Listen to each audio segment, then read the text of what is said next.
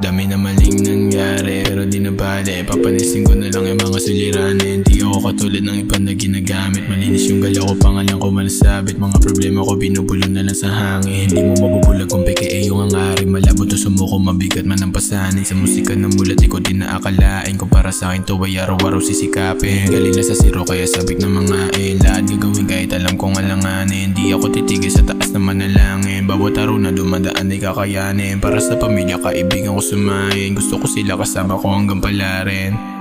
Di titigil sa hangarin. Laging pagod ang dala, pwede bang umawala? Ang dilim din ng kahapon ko, wala akong makapa. Di naman ako umaarte, gustong madamang hangarin. Mga sulat ko lumalalim dahil sa dalawang pasanin. O laging pagod ang dala, pwede bang umawala?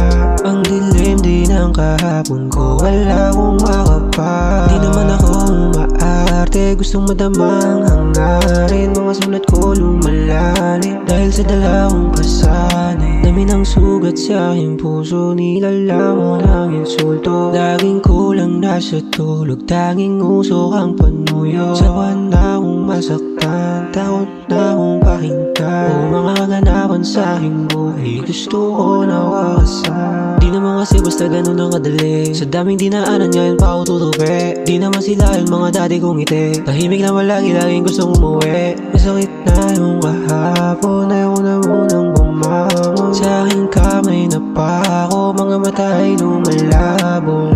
Pagod ang dala, pwede bang umawala? Ang dilim din ng kahapon ko, wala akong makapa. Di naman ako umaarte, gustong madamang hangarin. Mga sulat ko lumalalim dahil sa dalawang pasanin. O laging pagod ang dala, pwede bang umawala?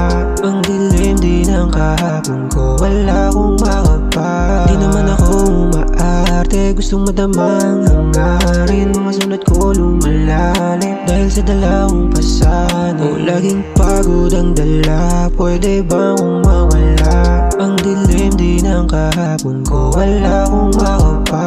Di naman ako umaarte, gustong madamang hangarin. Mga sulat ko lumalalim dahil sa dalawang pasanin.